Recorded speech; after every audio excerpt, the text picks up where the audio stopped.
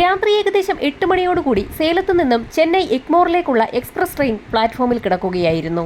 Police ഉദ്യോഗസ്ഥർ ചേർന്ന് parcel വാഗണിലേക്ക് തടികൊണ്ടുള്ള കുറെ പെട്ടികൾ നിറയ്ക്കുകയാണ്.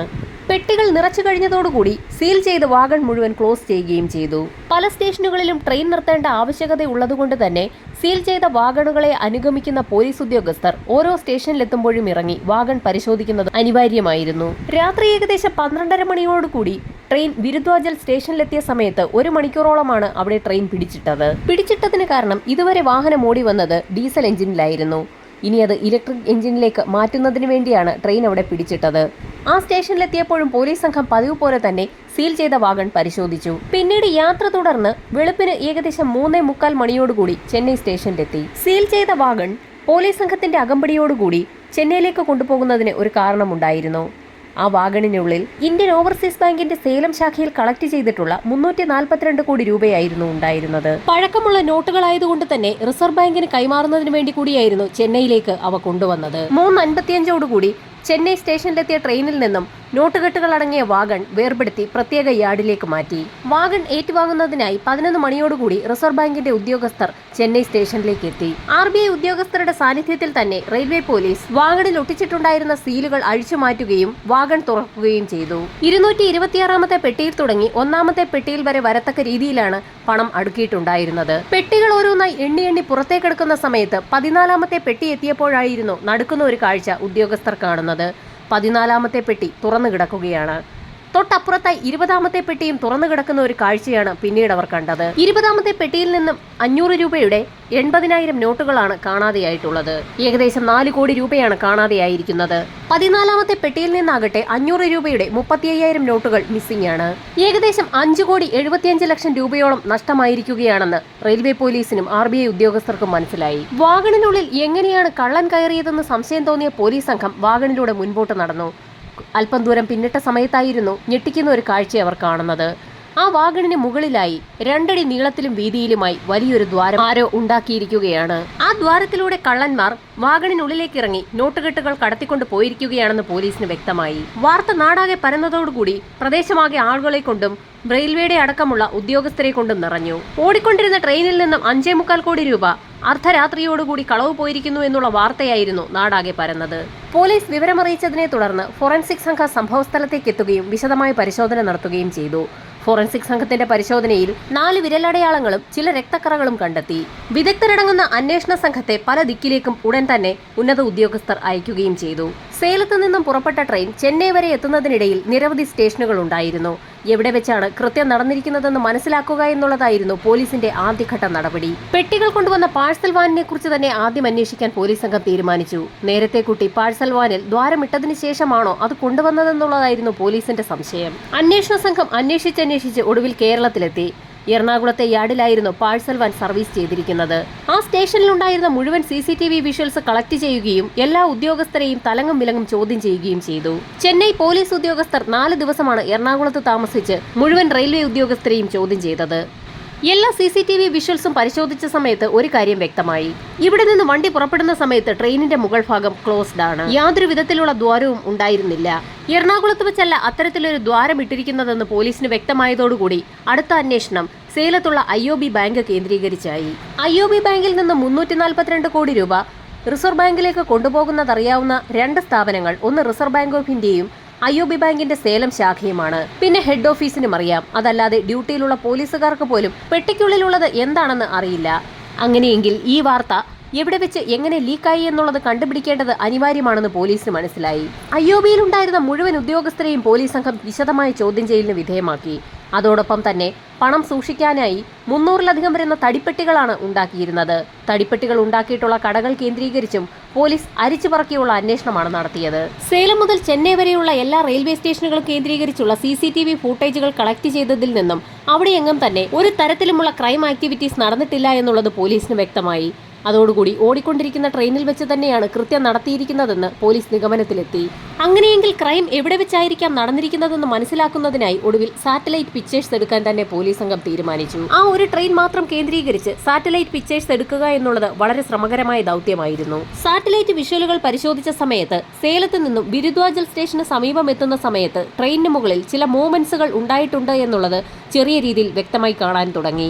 അന്വേഷണത്തിന് കൂടുതൽ വ്യക്തത വരാൻ തുടങ്ങി. അതോടുകൂടി ട്രെയിനിൽ സഞ്ചരിച്ച വ്യക്തികളിൽ ആരാണ് കളവ് നടത്തിയിരിക്കുന്നതെന്ന് കണ്ടെത്താൻ തീരുമാനിച്ച പോലീസ് സംഘം ആ ട്രെയിനിൽ സഞ്ചരിച്ച മുഴുവൻ ആളുകളുടെയും വിശദമായ ഡീറ്റെയിൽസ് തന്നെ കളക്ട് ചെയ്തു. അവരുമായി ബന്ധപ്പെട്ടിട്ടുള്ള എല്ലാ ഫോൺ നമ്പറുകളും ശേഖരിച്ചു. ഏകദേശം 1 ലക്ഷത്തോളം വരുന്ന ഫോൺ നമ്പറുകളാണ് ഇതിന് മാത്രമായി പോലീസ് സംഘം ശേഖരിച്ചത്. എല്ലാ ഫോണുകളും വിശദമായ പരിശോധനയ്ക്ക് വിധേയമാക്കി. അസ്വാഭാവികമായ രീതിയിൽ ഏതെങ്കിലും ഫോണിലേക്ക് കോളുകൾ വന്നിട്ടുണ്ടോ എന്നറിയുന്നതിന് വേണ്ടിയിട്ടായിരുന്നു സൈബർ സെല്ലുമായി കേന്ദ്രീകരിച്ച് അത്തരത്തിലൊരു അന്വേഷണം നടത്താൻ പോലീസ് തീരുമാനിച്ചത്. അന്വേഷണം ഊർജിതമാക്കിയെങ്കിലും ആ ട്രെയിനിൽ യാത്ര ചെയ്തിട്ടുള്ളവരുടെ മൊബൈൽ ഫോണുകൾ കേന്ദ്രീകരിച്ച് നടത്തിയ അന്വേഷണത്തിൽ പ്രത്യേകിച്ചൊന്നും കണ്ടെത്താൻ പോലീസിന് കഴിഞ്ഞില്ല. അതിൽ നിന്നും ആ യാത്രക്കാർക്ക് ഈ കൊള്ളയുമായി യാതൊരു ബന്ധവുമില്ല എന്ന് പോലീസ് വിലയിരുത്തി. 1 ലക്ഷത്തിൽ പരം വരുന്ന മൊബൈൽ നമ്പറുകൾ കേന്ദ്രീകരിച്ച് നടത്തിയ അന്വേഷണത്തിന്റെ ലിസ്റ്റ് വിശദമായി തന്നെ DSP കൃഷ്ണൻ വായിച്ചു നോക്കുന്നതിനിടയിലായിരുന്നു അദ്ദേഹത്തിന്റെ ശ്രദ്ധയിൽ ചില കാര്യങ്ങൾ പെടുന്നത്. അതിൽ ചില ഫോൺ നമ്പറുകളൊക്കെ മധ്യപ്രദേശിലെ ഗുണ എന്ന ജില്ലയിൽ നിന്നാണെന്ന് അദ്ദേഹത്തിന് മനസ്സിലായി. ഒരുപാട് കള്ളന്മാരും കൊള്ളക്കാരുമൊക്കെ താമസിക്കുന്ന ഒരു സ്ഥലമാണ് മധ്യപ്രദേശിലെ ഗുണ എന്ന ജില്ല. അതുകൊണ്ട് തന്നെ ആ സ്ഥലത്തെക്കുറിച്ച് പോലീസ് സംഘത്തിന് നന്നായി അറിയാമായിരുന്നു. ഗുണ എന്ന സ്ഥലത്ത് താമസിക്കുന്ന വ്യക്തികളൊക്കെ രാജ്യത്തിന്റെ പല സ്ഥലങ്ങളിൽ പോയി കൊള്ള നടത്തിയ ശേഷം തിരികെ പോകാറുണ്ട് എന്നുള്ളത് തന്റെ ക്രൈം റെക്കോർഡുകൾ പരിശോധിക്കുന്നതിനിടയിൽ തന്നെ DSP മനസ്സിലാക്കിയിട്ടുണ്ട്. അത്തരത്തിലൊരു ജില്ലയിൽ നിന്നുള്ള ആളുകളുടെയൊക്കെ ഫോൺ നമ്പറുകൾ സംഭവം നടക്കുന്ന സമയത്ത് ആ ലൊക്കേഷൻ പരിധിയിൽ വന്നത് പോലീസിൽ ചില സംശയങ്ങൾ ഉണ്ടാക്കി. DSPയുടെ നിർദ്ദേശപ്രകാരം ഒരു സംഘം പോലീസുകാർ മധ്യപ്രദേശിലെ ഗുണ ജില്ലയിലേക്ക് പുറപ്പെട്ടു. മധ്യപ്രദേശ് സ്റ്റേഷനിലെത്തി അവിടുത്തെ പോലീസുകാരുമായി ചേർന്ന് തന്നെ വിശദമായ ഒരു അന്വേഷണം നടത്തി. അന്വേഷണത്തിൽ ഗുണ ജില്ലയിലെ പർദി വിഭാഗത്തിൽപ്പെടുന്ന ട്രൈബ്സ് ആണ് ഇത്തരത്തിലുള്ള കുറ്റകൃത്യങ്ങൾ സ്ഥിരമായി നടത്താറുള്ളതെന്നും എന്നാൽ അവർ സൗത്ത് ഇന്ത്യയിലേക്ക് മോഷണത്തിനായി പോകാറില്ല എന്നുമുള്ള വിവരമായിരുന്നു ലഭിച്ചത്. സൗത്ത് ഇന്ത്യയിലേക്ക് മോഷണത്തിന് പോകാറില്ല എങ്കിൽ അത്തരത്തിലുള്ള ആളുകളുടെ മൊബൈൽ ഫോൺ നമ്പറുകളൊക്കെ ആ സമയത്ത് എങ്ങനെയായിരുന്നു സേലം പരിധിയിൽ വന്നതെന്നായിരുന്നു പോലീസിന്റെ സംശയം. കൊടും കുറ്റവാളികളായതുകൊണ്ട് തന്നെ ആ മൊബൈൽ ഫോണുകൾ കേന്ദ്രീകരിച്ച് പിന്നീട് അന്വേഷണം നടത്തിയെങ്കിൽ പോലും ഒരു വിവരവും പോലീസിന് ലഭിച്ചില്ല. ആ സാഹചര്യത്തിൽ മധ്യപ്രദേശിലെ അന്വേഷണം അവസാനിപ്പിച്ച് പോലീസ് സംഘം തിരികെ ചെന്നൈയിലേക്ക് പുറപ്പെട്ടു. പോലീസ് അന്വേഷണം പുരോഗമിച്ചെങ്കിലും പ്രത്യേകിച്ച് വിവരങ്ങളൊന്നും ലഭിച്ചില്ല. അങ്ങനെ ഏതാനും നാളുകൾക്ക് ശേഷം സമാന രീതിയിൽ ഒരു കുറ്റകൃത്യവുമായി ബന്ധപ്പെട്ട് 2 ആളുകളെ പോലീസ് സംഘം കസ്റ്റഡിയിലെടുത്തു. അവരെ ചോദ്യം ചെയ്യുന്നതിനിടയിലായിരുന്നു DSP കൃഷ്ണന്റെ ശ്രദ്ധയിൽ ഒരു കാര്യം പെടുന്നത്. ആ 2 വ്യക്തികളുടെയും പേരുകൾ അവസാനിക്കുന്നത് പർദി എന്ന വാക്കോടുകൂടിയാണ്. നേരത്തെ ട്രെയിൻ റോബറിയുമായി ബന്ധപ്പെട്ട് മധ്യപ്രദേശിലെ ഗുണ ജില്ലയിൽ അന്വേഷണം നടത്തിയ സമയത്ത് പർദി വിഭാഗത്തിൽപ്പെടുന്ന ആളുകളാണ് ഇത്തരത്തിൽ കൊടും കുറ്റവാളികളായി ഇവിടെ നിന്നും രാജ്യത്തിന്റെ പല ഭാഗങ്ങളിൽ പോയി കുറ്റകൃത്യങ്ങൾ നടത്തി തിരികെ എത്താറുള്ളതെന്ന് അവിടുത്തെ സ്റ്റേഷനിൽ നിന്നും DSP കൃഷ്ണന് വിവരം ലഭിച്ചിരുന്നു. അതുകൊണ്ട് തന്നെ പിടിക്കപ്പെട്ട 2 പേരെയും വിശദമായി തന്നെ ഒന്ന് ചോദ്യം ചെയ്യാൻ പോലീസ് സംഘം തീരുമാനിച്ചു. പിടിക്കപ്പെട്ട വ്യക്തികളുടെ പേര് റോഹൻ പർദി എന്നും ദിനേശ് പർദി എന്നുമായിരുന്നു. അവരെ ചോദ്യം ചെയ്തപ്പോഴാണ് അവരുടെ ലീഡർ ഒരു മൊഹർ സിംഗ് പർദിയാണെന്നുള്ളത് പോലീസിന് മനസ്സിലാകുന്നത്. മൊഹർ സിംഗിനെ കുറിച്ചുള്ള അന്വേഷണം എത്തിയത് ഗുണ ജില്ലയിലെ തന്നെ ഒരു ജയിലിലാണ്. വേറെ ചില കുറ്റകൃത്യങ്ങളിൽപ്പെട്ട് മൊഹർ സിംഗ് ഗുണ ജില്ലയിലെ തന്നെ ഒരു ജയിലിൽ കഴിയുകയായിരുന്നു. പോലീസ് സംഘം ഉടൻ തന്നെ ഗുണ ജില്ലയിലേക്ക് പുറപ്പെടുകയും അവിടുത്തെ ജയിലിൽ കഴിയുകയായിരുന്ന മൊഹർ സിംഗിനെ കേസന്വേഷണത്തിന്റെ ഭാഗമായി ചെന്നൈയിലേക്ക് എത്തിക്കുകയും ചെയ്തു. ലീഡറായ മൊഹർ സിംഗിനെ ഉൾപ്പെടെയുള്ള ആളുകളെ ചേർത്ത് വിശദമായൊരു ചോദ്യം ചെയ്യൽ തന്നെയാണ് ചെന്നൈ പോലീസ് ക്ലബ്ബിൽ പോലീസുകാർ നടത്തിയത്. ചോദ്യം ചെയ്യലിൽ ഞെട്ടിക്കുന്ന ഒരു കഥ തന്നെയാണ് മൊഹർ സിംഗും കൂട്ടരും പോലീസിനോട് പറഞ്ഞത്. കുറ്റകൃത്യം നടത്താൻ തീരുമാനിക്കുന്ന സ്ഥലത്ത് ഏകദേശം 1 മാസം മുൻപ് തന്നെ ഇവരെത്താറുണ്ട്. പച്ചക്കറി കച്ചവടക്കാരുടെയും സാധനങ്ങൾ വിൽക്കുന്നവരുടെയും ഒക്കെ വേഷത്തിലാണ് ആളുകൾക്കിടയിൽ ഇവർ കറങ്ങി നടക്കാറുള്ളത്.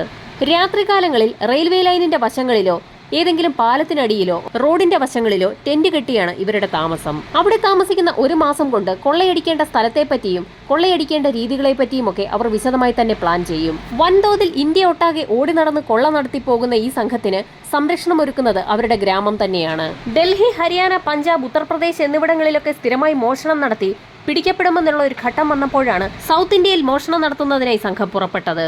അങ്ങനെ അവർ മോഷണത്തിനായി തിരഞ്ഞെടുത്തത് തമിഴ്നാടായിരുന്നു. തമിഴ്നാട്ടിലൊക്കെ കറങ്ങി നടക്കുന്നതിനിടയിലായിരുന്നു മോഷണ സംഘത്തിൽ ഉൾപ്പെടുന്ന ഒരു പർദിയുടെ ചെവിയിലേക്ക് ഒരു വാർത്ത എത്തുന്നത്. IOB ബാങ്ക് പഴയ നോട്ടുകൾ കളക്ട് ചെയ്ത് റിസർവ് ബാങ്കിന് കൈമാറുന്നു എന്നുള്ള ഒരു വാർത്തയായിരുന്നു അയാൾ ശ്രദ്ധിച്ചത്. അയാൾ ഉടൻ തന്നെ അക്കാര്യം തങ്ങളുടെ ലീഡറായ മൊഹർ സിംഗ് പർദിയെ അറിയിക്കുകയും ചെയ്തു. പിന്നീട് ആ സംഘത്തിന്റെ മുഴുവൻ ശ്രദ്ധയും IOB ബാങ്കിലേക്കായിരുന്നു.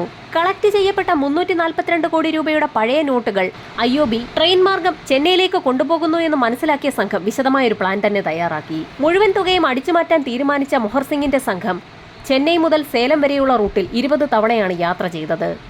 എവിടെ വെച്ച് എങ്ങനെ മോഷണം നടത്താമെന്ന് പ്ലാൻ തയ്യാറാക്കുന്നതിന് വേണ്ടിയായിരുന്നു 20 തവണയിൽ പരം അവർ ട്രെയിൻ മാർഗം ചെന്നൈയിൽ നിന്നും സേലത്തേക്കും തിരികെയും യാത്ര ചെയ്തത്. അങ്ങനെ പല ആവർത്തി യാത്ര ചെയ്തപ്പോഴാണ് നിർണായകമായൊരു വിവരം മൊഹർ സിംഗിനും ടീമിനും മനസ്സിലാകുന്നത്. ട്രെയിൻ യാത്രക്കിടയിൽ ചിന്നസേലത്തിനും വിരുദ്വാചലത്തിനുമിടയിൽ 45 മിനിറ്റോളം ട്രെയിൻ നിർത്താതെ ഓടുന്നുണ്ട്. ഈ സമയത്ത് ഡീസലിലാണ് ട്രെയിൻ ഓടുന്നത്. അതുകൊണ്ട് തന്നെ ട്രെയിനിന്റെ മുകൾ ഭാഗത്ത് കയറിയിരുന്നാൽ യാതൊരു പ്രശ്നവും ഉണ്ടാകില്ല. ട്രെയിൻ ഒരു സ്റ്റേഷനിലും നിർത്താതെ 45 മിനിറ്റോളം ഓടുന്ന ആ സമയത്ത് തന്നെ ട്രെയിനിന്റെ മുകൾ ഭാഗം തുറക്കുകയും ആ ബോഗിക്കുള്ളിൽ കടന്ന് പണം അടിച്ചു മാറ്റുകയും ചെയ്യണമെന്നുള്ളതായിരുന്നു അവരുടെ പ്ലാൻ. അങ്ങനെ IOB ബാങ്കിൽ നിന്നും RBIയിലേക്ക് നോട്ടുകെട്ടുകൾ കൈമാറുന്ന ദിവസമെത്തി. അന്ന് വൈകുന്നേരം നോട്ടുകെട്ടുകൾ അടങ്ങിയ ട്രെയിൻ ചിന്നസേലത്തെത്തിയ സമയത്ത് ഇരുട്ടിന്റെ മറവിൽ പതുങ്ങിയിരുന്ന 5 അംഗ സംഘം അവിടെ നിന്നും ട്രെയിനിന് മുകളിലേക്ക് കയറി. ഈ സമയത്ത് പ്രഗത്ഭരായ പോലീസ് സംഘം പ്ലാറ്റ്ഫോമിൽ ബോഗികൾ ഓരോന്നായി പരിശോധിക്കുന്നുമുണ്ടായിരുന്നു. നോട്ടുകെട്ടുകൾ അടങ്ങിയ ബോഗികൾ പരിശോധിക്കുന്ന അതേ സമയത്ത് തന്നെ പോലീസ് സംഘം നിൽക്കുന്നതിന് തൊട്ട് മറുപുറത്തുകൂടി മോഷണ സംഘം അതേ ബോഗിയിൽ തന്നെ പിടിച്ച് മുകളിലേക്ക് കയറുകയായിരുന്നു. പോലീസ് സംഘം അവരുടെ പരിശോധനയൊക്കെ പൂർത്തിയാക്കി ട്രെയിനിനുള്ളിലേക്ക് കടന്നു. ചിന്നസേലത്ത് നിന്നും ട്രെയിൻ പതുക്കെ പുറപ്പെടുന്ന സമയത്ത് തന്നെ ട്രെയിനിന് മുകളിലുണ്ടായിരുന്ന സംഘം അവരുടെ കൈവശമുണ്ടായിരുന്ന ബാറ്ററി ഉപയോഗിച്ചുള്ള കട്ടർ കൊണ്ട് ട്രെയിനിന്റെ മുകൾ ഭാഗം തുരന്നു തുടങ്ങി. അവരുടെ കൈവശം മാനുവൽ കട്ടറും ഉണ്ടായിരുന്നു. കട്ടർ ഉപയോഗിച്ച് ട്രെയിനിന്റെ മുകൾ ഭാഗം കട്ട് ചെയ്യുന്നതിനിടയിലായിരുന്നു കൂട്ടത്തിലുണ്ടായിരുന്ന ഒരു വ്യക്തിയുടെ വിരൽ മുറിയുന്നതും ചില രക്തക്കറകളൊക്കെ ബോഗിക്കുള്ളിലേക്ക് വീഴുന്നതും. മുകളിലുണ്ടായിരുന്ന 5 പേരിൽ 2 പേർ ബോഗിക്കുള്ളിലേക്ക് ഇറങ്ങുകയും കൂട്ടത്തിലുണ്ടായിരുന്ന ഒരു തടിപ്പെട്ടി പൊളിക്കുകയും പെട്ടിക്കുള്ളിൽ നിന്ന് നോട്ടുകെട്ടുകൾ പൂർണ്ണമായും അയാൾ ഉടുത്തിരുന്ന കൈലി അഴിച്ചതിന് ശേഷം ആ കൈലിക്കുള്ളിലേക്ക് പൊതിഞ്ഞു കെട്ടുകയും ചെയ്തു. അങ്ങനെ നോട്ടുകെട്ടുകൾ അടങ്ങിയ കൈലി മുകളിൽ കാത്തു നിൽക്കുന്ന വ്യക്തികൾക്ക് കൈമാറി. ശേഷം രണ്ടാമത്തെ പെട്ടി പൊളിക്കുകയും ആ പെട്ടിക്കുള്ളിൽ നിന്ന് കിട്ടാവുന്നത്ര നോട്ടുകെട്ടുകൾ ശേഖരിക്കുകയും ചെയ്തു. അപ്പോഴേക്കും ട്രെയിൻ വിരുദ്വാചൽ സ്റ്റേഷന് സമീപം എത്തിയതുകൊണ്ട് തന്നെ ഉദ്യമം പൂർത്തിയാക്കി ബോഗിക്കുള്ളിലേക്ക് ഇറങ്ങിയ ആ 2 പേരും അവരുടെ കൈവശം ശേഷിച്ച നോട്ടുകെട്ടുകളുമായി ട്രെയിനിന് മുകളിലേക്ക് കയറി. വിരുദ്വാചൽ സ്റ്റേഷൻ എത്തുന്നതിന് മുൻപ് തന്നെ വയലൂർ പാലമുണ്ട്. ആ പാലത്തിന് സമീപത്തായി മൊഹർ സിംഗ് പർദി കാത്തു നിൽക്കുകയായിരുന്നു. ട്രെയിൻ പാലത്തിന് സമീപം എത്തിയപ്പോൾ 2 കൈലികളിലായി പൊതിഞ്ഞു കെട്ടിയിരിക്കുന്ന നോട്ടുകെട്ടുകൾ മൊഹർ സിംഗ് പർദിക്ക് നേരെ ആ സംഘം എറിഞ്ഞുകൊടുത്തു. വിരുദ്വാചൽ സ്റ്റേഷൻ എത്തുന്ന സമയത്ത് നല്ല ഇരുട്ടാണ്. സ്റ്റേഷനിൽ ട്രെയിൻ നിർത്തുന്നതിന് തൊട്ടു മുൻപായി തന്നെ ആ സംഘം ബോഗിയുടെ മറുവശത്തുകൂടി ഇറങ്ങി ഓടുകയും ചെയ്തു. അവിടെ നിന്നും 5 അംഗ സംഘം മൊബൈൽ ഫോൺ സ്വിച്ച് ഓഫ് ആക്കുകയും തുടർന്ന് വിവിധ ട്രെയിനുകളിലായി മധ്യപ്രദേശിലേക്ക് തിരിക്കുകയും ചെയ്തു. മധ്യപ്രദേശിലെത്തിയ സംഘം അവിടെ നിന്ന് ഒരു ട്രക്ക് വാടകയ്ക്കെടുത്ത് ആ ട്രക്കിലായിരുന്നു പിന്നീട് ഗുണ ജില്ലയിലേക്ക് പോയത്. ഗുണ ജില്ലയിലെത്തിയ സംഘം ആ നോട്ടുകെട്ടുകൾ അവരുടെ ആവശ്യാനുസരണം ചെലവഴിക്കുകയും ചെയ്തു. പഴകിയ നോട്ടുകെട്ടുകൾ നശിപ്പിച്ചു കളയാനുള്ളതായതുകൊണ്ട് തന്നെ IOB അതിന്റെ നമ്പറുകളൊന്നും തന്നെ രേഖപ്പെടുത്തി വെച്ചിട്ടുമുണ്ടായിരുന്നില്ല. പോലീസ് അന്വേഷണത്തിൽ 1 കോടിയിലധികം രൂപ സംഘം ചെലവഴിച്ചതായി ഇപ്പോൾ കണ്ടെത്തിയിരിക്കുകയാണ്.